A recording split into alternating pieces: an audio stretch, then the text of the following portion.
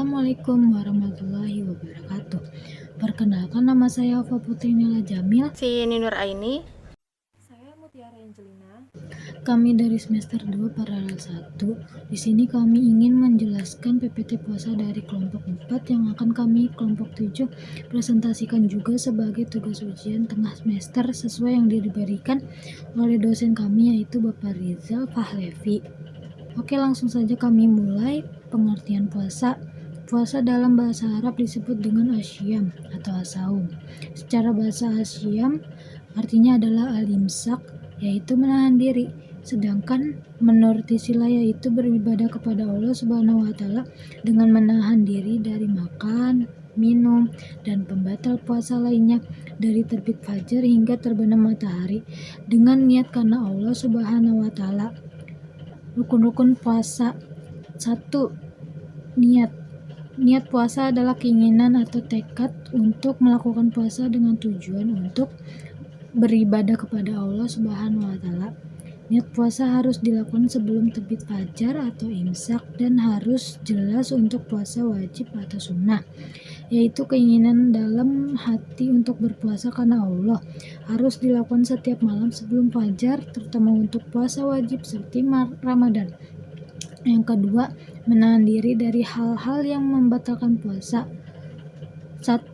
Menahan diri dari makan dan minum. 2. Menahan diri dari jimak dengan sengaja. 3. Menahan diri dari muntah yang disengaja atau hal-hal lainnya yang dapat membatalkan puasa. Contoh niat puasa Ramadan, nawaitu shoma godin an adai fardhi syahri Ramadan hazi sanati lillahi ta'ala. Artinya, aku niat berpuasa besok untuk menunaikan kewajiban bulan Ramadan karena Allah Subhanahu wa taala. Syarat wajib puasa. Syarat-syarat wajib berpuasa ada 4 perkara. 1. Islam, yaitu bukan orang non-muslim. Kedua, balik, sudah mencapai usia dewasa. Yang ketiga, berakal, tidak gila atau tidak hilang akal. Yang keempat, mampu, yaitu sehat jasmani dan kuat untuk berpuasa. Maka puasa tidak wajib bagi orang yang memiliki sifat yang sebaliknya. Sunnah-sunnah puasa. Sunnah puasa adalah amalan yang dianjurkan saat berpuasa agar pahalanya lebih sempurna. Seperti nomor 1, segera berbuka jika matahari sudah terbenam, dan disunahkan berbuka dengan kurma kering jika tidak maka dengan air. 2. Menjaga ucapan dan perilaku seperti tidak berkata kotor, berbohong atau menggunjing. Yang ketiga, makan sahur dan mengakhirkan sahur jika sudah waktu subuh. Yang keempat, memperbanyak ibadah seperti sholat, membaca Al-Quran, dan berzikir. Yang kelima, yang terakhir, memberikan makan buat buka puasa buat orang lain. Macam-macam puasa. 1. Puasa wajib. Puasa wajib adalah puasa yang diwajibkan oleh Allah Subhanahu wa taala dan Rasulnya bagi seluruh umat Islam. Puasa wajib terbagi menjadi 3, yakni puasa Ramadan, puasa nazar, dan puasa kafarat atau tebusan. 1. Puasa Ramadan. 2. Puasa qada, yaitu mengganti puasa yang ditinggalkan. Kalau puasa kafarat, denda atas pelanggaran. Terakhir, puasa nazar, yaitu karena janji. Dalil Al-Qur'annya, ya ayyuhallazina amanu kutiba alaikumus syiyamu kama kutiba alal ladzina min qablikum la'allakum tattaqun. Artinya, hai orang-orang yang beriman, diwajibkan atas kamu berpuasa sebagaimana diwajibkan atas orang-orang yang sebelum kamu agar kamu bertakwa. Surat Al-Baqarah ayat 183. Yang kedua, puasa sunnah. Puasa sunnah adalah ibadah puasa yang dicontohkan oleh Rasulullah SAW dan dilakukan di luar bulan puasa serta tidak diwajibkan. Ada beberapa macam puasa sunnah yang dianjurkan dan dicontohkan oleh Nabi Muhammad SAW. 1. Puasa sunnah Senin dan Kamis. 2. Puasa Ayyamul Bid atau puasa pada tanggal 13, 14, 15 bulan Qamariyah. Ketiga, puasa hari Arafah pada 9 Zulhijjah. Yang keempat, puasa Asyura pada 10 Muharram. Yang kelima, puasa 6 hari di bulan Syawal. Yang keenam, puasa Nabi Daud. Yang terakhir atau yang ketujuh, puasa bulan Sya'ban. Selanjutnya puasa makruh. Puasa makruh adalah puasa yang tidak dilarang, tetapi jika dilakukan tidak mendapat pahala. Berikut beberapa macam puasa makruh. Yang pertama, puasa hari Jumat.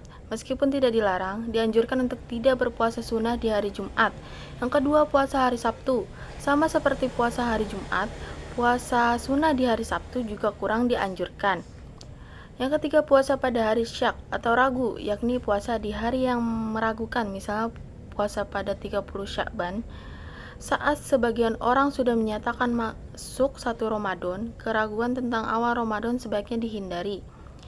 Selanjutnya, puasa haram. Puasa haram adalah ibadah puasa yang dilarang dalam ajaran Islam.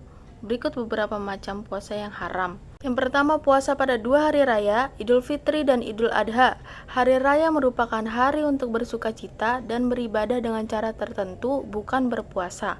Yang kedua, puasa hari Tasyrik, yaitu pada 11, 12, dan 13 Zulhijjah. Hari-hari Tasyrik adalah hari-hari setelah Idul Adha yang digunakan untuk menyembelih hewan kurban dan berbagi daging kurban. Berpuasa pada hari-hari ini dilarang. Yang ketiga, puasa yang dilakukan perempuan haid atau nifas. Wanita yang sedang haid atau nifas tidak diwajibkan berpuasa. Yang keempat, puasa sunnah yang dilakukan seorang istri tanpa izin suami. Seorang istri yang ingin berpuasa sunnah sebaiknya meminta izin kepada suami terlebih dahulu. Selanjutnya, hal-hal yang membatalkan puasa. Yang pertama dan kedua, sesuatu yang masuk dengan sengaja ke lubang badan yang terbuka atau tidak terbuka. Ini merujuk pada makanan atau minuman yang sengaja dimasukkan ke dalam tubuh melalui mulut, hidung, telinga, atau luka terbuka. Yang ketiga, huknah atau menyuntik di bagian salah satu dari kubul dan dubur. Injeksi atau suntikan yang dilakukan pada area genital dapat membatalkan puasa. Yang keempat, muntah dengan sengaja. Muntah yang disengaja membatalkan puasa. Jika muntah tidak disengaja, puasa tetap sah. Yang kelima, wati atau berhubungan dengan sengaja di bagian farji. Yang keenam, inzal. Statusnya mirip dengan wati. Yang ketujuh, haid. Menstruasi pada wanita membatalkan puasa. Yang kedelapan, nifas. Pendarahan setelah melahirkan membatalkan puasa. Yang kesembilan, orang yang mengalami gangguan jiwa tidak diwajibkan berpuasa. Yang kesepuluh, murtad. Seseorang yang murtad atau meninggalkan agama Islam otomatis puasanya batal dan kewajiban-kewajiban agamanya gugur. Selanjutnya, keutamaan puasa. Yang pertama, doa orang yang berpuasa tidak akan ditolak. Doa yang dipanjatkan oleh orang yang sedang berpuasa memiliki peluang besar untuk dikabulkan Allah Subhanahu wa Ta'ala. Ini karena puasa merupakan ibadah yang sangat mulia dan mendekatkan diri kepadanya. Yang kedua, ibadah yang tiada bandingnya. Puasa memiliki kedudukan yang sangat tinggi dalam Islam. Tidak ada ibadah lain yang setara dengan pahala dan keutamaannya. Yang ketiga, mendapatkan ampunan atas dosa-dosa yang telah lalu. Melalui puasa, seorang muslim memohon ampun atas dosa-dosa masa lalunya. Puasa menjadi sarana taubat dan membersihkan diri dari kesalahan. Yang keempat, bau mulut yang harum aroma kasturi. Ini merupakan kewajiban yang sering dikaitkan dengan puasa. Bau mulut yang harum dianggap sebagai tanda ridha Allah Subhanahu wa Ta'ala atas ibadah puasa seseorang. Yang keenam, puasa menjadi perisai dari perbuatan haram. Puasa dapat melindungi seseorang dari perbuatan-perbuatan tercela dan dosa. Rasa takut kepada Allah Subhanahu wa Ta'ala yang ada selama berpuasa dapat mencegah seseorang untuk melakukan hal-hal yang dilarang. Yang ketujuh, puasa dapat meningkatkan ketaatan. Puasa melatih kedisiplinan dan ketaatan kepada Allah Subhanahu wa Ta'ala dengan menjalankan menjalankan puasa, seseorang belajar mengendalikan hawa nafsu dan meningkatkan ketakwaannya. Selanjutnya, hal-hal yang membolehkan berbuka puasa. Yang pertama, sakit. Jika seseorang sedang sakit, baik sakit ringan maupun berat, diperbolehkan untuk berbuka puasa. Hal ini karena berpuasa dalam kondisi sakit dapat memperburuk kondisi kesehatan. Setelah sembuh, puasa tersebut dapat diganti di hari lain. Yang kedua, musafir. Musafir atau orang yang sedang melakukan perjalanan jauh atau dengan kriteria tertentu dalam fikih Islam diperbolehkan untuk berbuka puasa. Tujuannya adalah untuk meringankan beban perjalanan dan menjaga kesehatan. Puasa juga dapat diganti setelah perjalanan selesai. Yang ketiga, hamil dan menyusui. Ibu hamil dan menyusui dibolehkan berbuka puasa jika dikhawatirkan kondisi kesehatan mereka atau bayinya terganggu akibat puasa. Hal ini didasarkan pada prioritas kesehatan ibu dan anak. Puasa dapat diganti setelah masa kehamilan dan menyusui berakhir. Yang keempat, lanjut usia. Orang lanjut usia yang kondisi fisiknya lemah dan rentan terhadap penyakit dibolehkan untuk berbuka puasa. Hal ini mempertimbangkan kondisi kesehatan mereka yang mungkin tidak mampu berpuasa. Puasa dapat diganti atau fidyah atau tebusan dapat diberikan. Yang kelima, pekerja keras.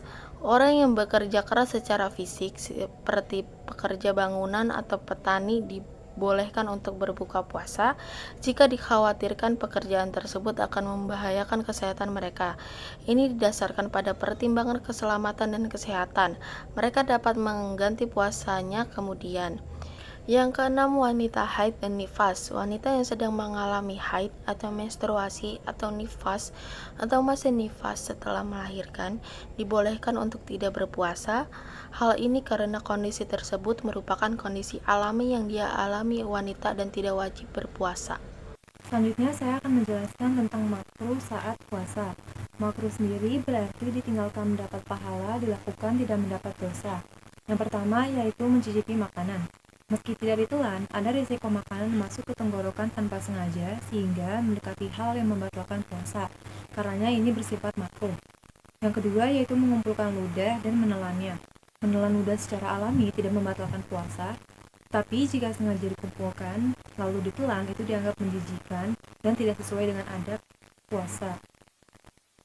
Yang ketiga yaitu bersiwak. Bersiwak sebenarnya sunnah, tetapi menjadi makruh jika dilakukan setelah zawal atau tergelincir matahari atau masuk waktu zuhur, karena dikhawatirkan. Yang keempat yaitu wisal atau berpuasa terus-menerus tanpa berbuka di malam hari. Ini dilarang oleh Nabi karena bisa membahayakan tubuh. Yang kelima yaitu mengunyah permen karet tanpa rasa. Meski tidak ditelan, air liur bercampur dengan sisa zat dari permen karet bisa masuk ke tenggorokan. Ini menimbulkan syubhat atau keraguan dalam membatalkan puasa. Yang keenam yaitu mencium pasangan. Ini bisa menimbulkan syahwat dan bahkan hal-hal yang membatalkan puasa seperti berhubungan suami istri, maka ini dianjurkan untuk menghindarinya. Yang ketujuh yaitu berlebih-lebihan saat berkumur dan beristinsyak atau menghirup air ke hidung. Saat wudhu, berlebihan bisa menyebabkan air masuk ke tenggorokan atau hidung ke kerongkongan yang membatalkan puasa. Yang kedelapan yaitu memandang lawan jenis terus-menerus, bisa membangkitkan syahwat dan mengurangkan kekhusyuan serta nilai spiritual puasa meskipun tidak membatalkannya secara hukum. Selanjutnya yaitu yang bukan merupakan membatalkan puasa. Pertama, sesuatu yang masuk perut karena lupa, baik berupa makanan maupun minuman. Bahkan dalam praktiknya, tidak hanya makan dan minum, berjima sekalipun, jika memang lupa, tidak sampai membatalkan puasa. Artinya, siapapun yang melakukan itu, puasanya tetap diteruskan sampai waktu berbuka.